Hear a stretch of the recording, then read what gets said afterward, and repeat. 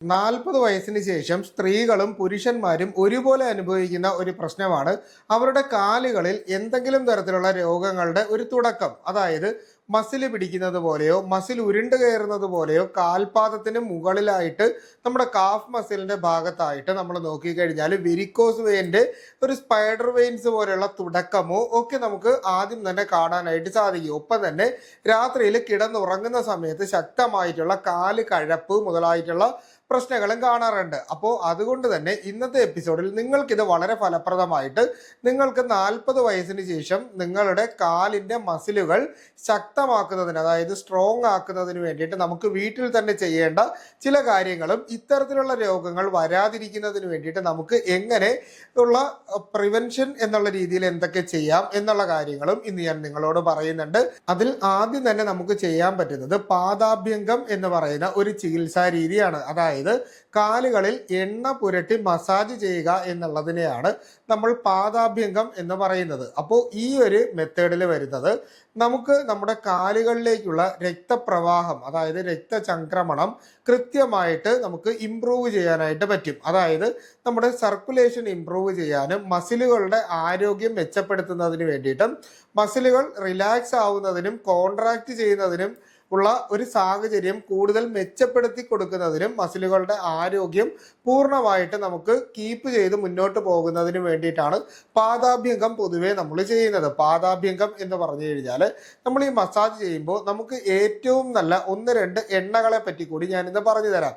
ഒന്നുകിൽ മഹാനാരായണ തൈലം, ഏറ്റവും നല്ലത് മഹാനാരായണ തൈലമാണ്. അതുപോലെ തന്നെ തന്നൊന്തരം തൈലവും നമുക്കിതിന് വേണ്ടിയിട്ട് ഉപയോഗിക്കാം. അപ്പോൾ ഇതെങ്ങനെയാണ് ചെയ്യേണ്ടത്?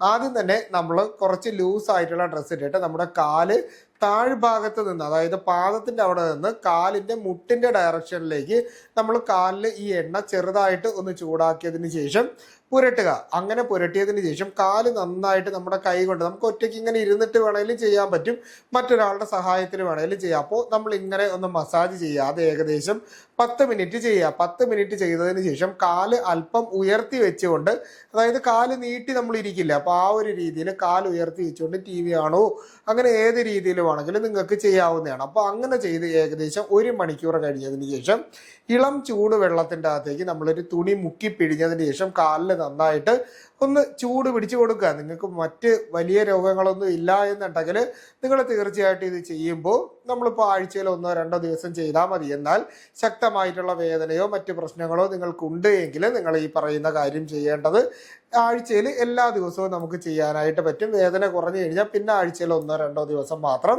ചെയ്യുന്ന രീതിയിലേക്ക് മാറ്റാം. ഇനി രണ്ടാമത്തെ മെത്തേഡ് എന്ന് പറഞ്ഞാൽ പാദസ്നാനം എന്ന് പറയും. പാദസ്നാനം എന്ന് പറഞ്ഞു കഴിഞ്ഞാൽ നമുക്ക് ചൂടുവെള്ളം, അതായത് സാധാരണ നമ്മുടെയൊക്കെ നാട്ടിൽ കിട്ടുന്ന കരിനൊച്ചിയുടെ ഇലയില്ലേ, അപ്പോൾ കരിനൊച്ചി ഇല നമ്മളൊരു 2 പിടി എടുത്തതിന് ശേഷം അത്യാവശ്യം ഒരു 2-3 ലിറ്റർ വെള്ളത്തിൻ്റെ അകത്തേക്ക് ഇട്ട് നന്നായിട്ടൊന്ന് ചൂടാക്കുക. ചൂടാക്കിയതിന് ശേഷം നമുക്ക് കാല് ഇതിൻ്റെ അകത്തേക്ക് മുക്കി വെക്കുകയോ അല്ലെങ്കിൽ നമുക്ക് ഇളം ചൂടുവെള്ളം ഇതുപോലെ ചെയ്തിട്ട് നമുക്ക് കാലിലേക്ക് ഇങ്ങനെ മുകളിൽ നിന്ന് താഴേക്ക് കോരി ഒഴിക്കുന്ന ഒരു രീതിയിലോ ചെയ്യാം. അപ്പോൾ കാൽപാദത്തിൽ ചുട്ടുനീറ്റലോ മറ്റ് പ്രശ്നങ്ങളൊക്കെ ഉള്ള അവസ്ഥകളിലാണ് കാൽപാദം നന്നായിട്ട് മൂവ് ചെയ്യാൻ പറ്റുന്നില്ല, കാലിൻ്റെ കുഴയിൽ നമുക്ക് എന്തെങ്കിലും തരത്തിലുള്ള നീർക്കെട്ടുകൾ പോലെയൊക്കെ ഉണ്ടെങ്കിൽ നമുക്ക് പാദസ്നാനം, അതായത് പാദം വെള്ളത്തിൽ മുക്കി വെച്ചിരിക്കുന്ന രീതിയിലും വെള്ളം കോരി ഒഴിക്കുന്ന രീതിയിലേക്ക് നമുക്ക് കൊണ്ടുപോകാനായിട്ട് പറ്റും. ഇനി മൂന്നാമത്തെ മെത്തേഡ് എന്ന് പറഞ്ഞു കഴിഞ്ഞാൽ നമുക്ക് സ്ട്രെച്ചിങ് എക്സർസൈസുകൾ ചെയ്യുക എന്നുള്ളതാണ്. അതായത് നമുക്ക് യോഗാസനങ്ങൾ നമുക്ക് ചെയ്യാനായിട്ട് പറ്റും. വീരഭദ്രാസനം,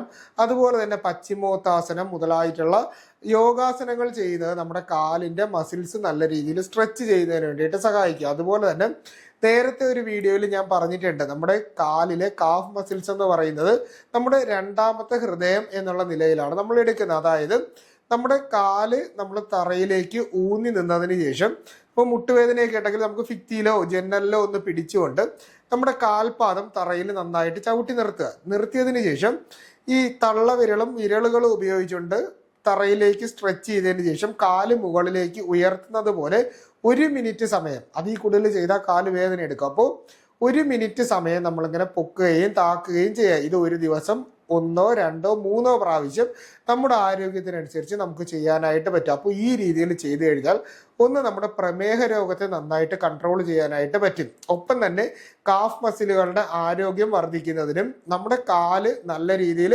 വേദനയും കാര്യങ്ങളും കഴപ്പും ഒന്നും ഇല്ലാതെ മസിൽസ് നന്നായിട്ട് കോൺട്രാക്ട് ചെയ്യുന്നതിനും റിലാക്സ് ചെയ്യുന്നതിനും ഇത് നല്ല രീതിയിൽ സഹായിക്കും. അപ്പോൾ ഈ രീതിയിലുള്ള സ്ട്രെച്ചിങ് എക്സർസൈസുകളോ യോഗ എക്സർസൈസുകളോ നമ്മൾ ചെയ്യേണ്ടത് വളരെ നല്ലതാണ്. ഇനി കാഫ് മസിൽ സ്ട്രോങ് ആവുന്നതിന് വേണ്ടിയിട്ട് നമ്മൾ കഴിക്കേണ്ട ആഹാരങ്ങൾ എന്തൊക്കെയാണ് എന്നുകൂടി പറയാം. ഇതിൽ പ്രോട്ടീൻ കണ്ടന്റിന് വളരെയേറെ പ്രാധാന്യമുണ്ട്. നമ്മുടെ ശരീരത്തിൽ പ്രോട്ടീൻ എന്ന് പറയുന്നത് ബിൽഡിംഗ് ബ്ലോക്കുകളാണ്. അപ്പോൾ മസിൽസിന്റെ കൃത്യമായിട്ടുള്ള പ്രവർത്തനം നടക്കുന്നതിനും ആരോഗ്യം മെച്ചപ്പെടുത്തുന്നതിനും പ്രോട്ടീൻ കണ്ടന്റ് നമ്മുടെ ശരീരത്തിൽ വേണം. അതിനു വേണ്ടിയിട്ട് പയർ വർഗ്ഗങ്ങളോ പരിപ്പ് വർഗ്ഗങ്ങളോ കഴിക്കുന്നതും നട്ട്സ് വിഭാഗത്തിൽ തന്നെ ബദാം, അതുപോലെ തന്നെ അണ്ടിപ്പരിപ്പ്, നമ്മുടെ കാഷ്യൂനട്ട് മുതലായിട്ടുള്ള പരിപ്പ് വർഗ്ഗങ്ങളോ ഇനി കപ്പലണ്ടിയോ ചെറിയ അളവിൽ നമ്മൾ കഴിക്കുന്നത് നല്ലതാണ്. ഉണക്കമുന്തിരി വെള്ളത്തിൽ ഇട്ടതിന് ശേഷം കുതിർത്ത് രാവിലെ നമ്മൾ കഴിക്കുന്നത് ഈ പറയുന്ന രീതിയിലുള്ള പ്രശ്നങ്ങൾ മാറ്റുന്നതിനും കാഫ് മസിൽ ശക്തിപ്പെടുത്തുന്നതിനും രക്തചംക്രമണം നന്നായിട്ട് നടക്കുന്നതിന്, അതായത് സർക്കുലേഷൻ ഇംപ്രൂവ് ചെയ്യുന്നതിനും വളരെയേറെ സഹായിക്കും. പിന്നീട് നമ്മുടെ ശരീരത്തിൽ ഏറ്റവും കൂടുതൽ ആരോഗ്യദായകമായിട്ടുള്ള പാല്, അതായത് ദിവസവും ഒരു ഗ്ലാസ് പാല് കുടിക്കുന്നതും ഒരു മുട്ട നമ്മൾ കഴിക്കുന്നതും ഏത്തപ്പഴം കഴിക്കുന്നതും വളരെ നല്ലതാണ് മസിൽസിന്റെ ബിൽറ്റ് കൂട്ടാൻ. ഇതെല്ലാം കൂടി ഒരു ദിവസം കഴിക്കണമെന്നല്ല, ഓരോ ദിവസവും മാറിയും തിരിഞ്ഞും നമുക്കിതിൽ ഏതെങ്കിലും ആഹാരങ്ങൾ കഴിക്കാം. അതുപോലെ തന്നെ ചേന, ചേമ്പ്, വാഴപ്പിണ്ടി മുതലായിട്ടുള്ള ആഹാരങ്ങൾ നമ്മുടെ ഭക്ഷണത്തിൽ ഉൾപ്പെടുത്തുന്നത് എപ്പോഴും നല്ലതാണ്. കറിവേപ്പില അടങ്ങിയിട്ടുള്ള ആഹാരങ്ങൾ, അല്ലെങ്കിൽ കറിവേപ്പില നമ്മൾ അരച്ചതിന് ശേഷം ഒരു ഗ്ലാസ് ഇളം നമ്മുടെ മോരില്ലേ, അപ്പോൾ ആ മോരിൻ്റെ അകത്തേക്ക് മിക്സ് ചെയ്തതിന് ശേഷം നമുക്ക് 11 മണിക്ക് കഴിക്കുന്നത് വളരെ നല്ലതാണ്. മഞ്ഞൾ ചേർന്നിട്ടുള്ള ആഹാരങ്ങൾ നമ്മൾ കഴിക്കുകയോ അല്ലെങ്കിൽ കഴിക്കുന്ന ആഹാരങ്ങളിൽ മഞ്ഞൾ ചേർത്ത് കഴിക്കുന്നതോ എപ്പോഴും നമ്മുടെ കാഫ് മസിൽസിന്റെ ആരോഗ്യം മെച്ചപ്പെടുത്തുന്നതിന് വേണ്ടിയിട്ട് സഹായിക്കും. അപ്പോൾ ഇത്തരത്തിലുള്ള വ്യായാമങ്ങൾ, ഞാൻ പറഞ്ഞ രീതിയിലുള്ള വ്യായാമങ്ങൾ ചെയ്യുന്നതിനും ഇത്തരത്തിലുള്ള ആഹാരങ്ങൾ ഇൻക്ലൂഡ് ചെയ്യുന്നതും ഇതിൽ വളരെ പ്രധാനപ്പെട്ട ഒന്നാണ്. ഇനി വെരിക്കോസ് വെയിൻ പോലുള്ള പ്രശ്നങ്ങൾ നിങ്ങൾക്ക് ചെറിയൊരു സ്റ്റാർട്ടിംഗ് സ്റ്റേജ് ആണെങ്കിൽ ഇതുപോലെ എണ്ണയൊക്കെ ഇട്ട് തടവുന്ന സമയത്ത് നമ്മൾ പിണ്ടതൈലം ഉപയോഗിക്കുന്നതായിരിക്കും മഹാനാരായണ തൈലത്തേക്കാൾ കുറച്ചുകൂടി നല്ലത്. അപ്പോൾ ആ രീതിയിൽ പിണ്ടതൈലം നമ്മുടെ കാലിൻ്റെ അകത്ത് മസാജ് ചെയ്യുക, അതായത് ഓപ്പോസിറ്റ് താഴെ പാദത്തിൽ നിന്ന് മുകളിൽ മുട്ടിന്റെ ഡയറക്ഷനിലേക്ക് മസാജ് ചെയ്തതിന് ശേഷം ഞാൻ ഈ പറഞ്ഞതുപോലെ തന്നെ ചൂട് പിടിക്കുക.